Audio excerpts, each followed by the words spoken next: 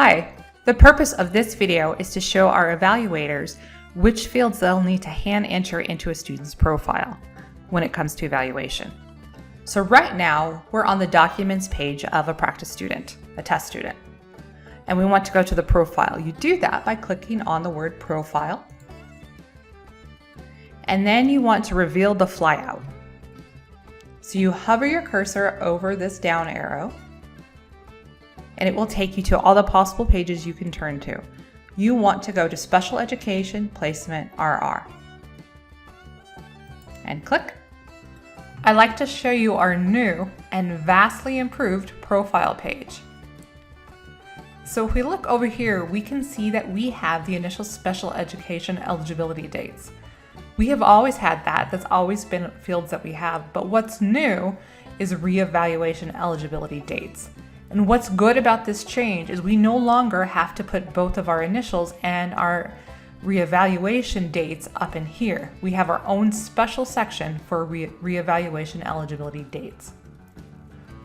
So the purpose of this video is to show lead evaluators which dates they have to actually hand enter into this profile. So let's say that we are here and we are doing an initial special education eligibility.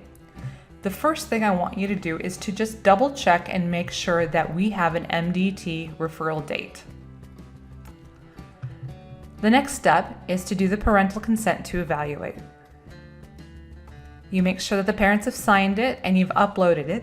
And once that's done, you come here to this profile. And in order to change the dates, you click on Edit this section.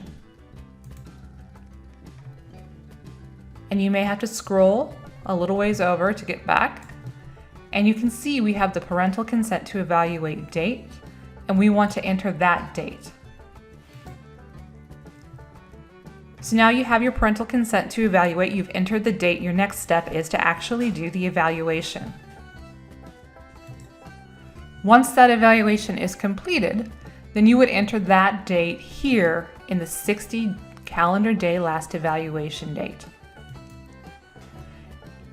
Not only that, you would go ahead and you would copy it,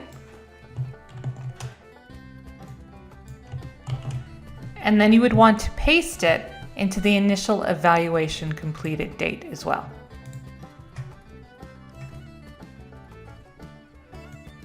So for an initial, the lead evaluator puts in 3 dates: the parent consent to evaluate, the 60 calendar day last evaluation date, so that's the date that the evaluation was completed, and then they copy and paste that and put it into the initial evaluation completed date.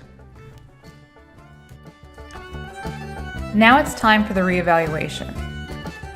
In a reevaluation, there are only 2 date fields that a lead evaluator has to enter into the profile. It's the parental consent to reevaluate and the completed reevaluation date. They do this by clicking Edit this section, scrolling all the way to the side once again, entering the parental consent to reevaluate. So this is the day that the parent signed consent to evaluate, and then they enter the date that the reevaluation was completed, not the report date, the date that it was completed. One last recap. If it's an initial evaluation, we enter our parental consent to evaluate in this field. Once our testing is completed, we enter that date, the last evaluation date, into this field. And we also enter that same date into the initial evaluation completed field. Now, if it's a reevaluation and we're doing testing, then we enter the parental consent to reevaluate in this field. And once that's completed, we enter the completed reevaluation date. That is the date that we finished the reevaluation. Thanks so much for watching. I really hope this was helpful, and have a great day.